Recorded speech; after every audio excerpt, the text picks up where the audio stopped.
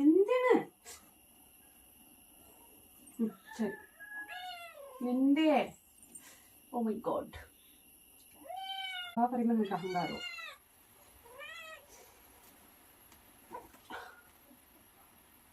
എന്ത് വേണം എൻ്റെ സ്വത്തിന്?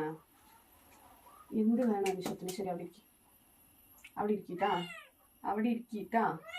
ആ ആ എന്താണ് കണ്ണ? എന്തിന്? ആ ശരി ശരി.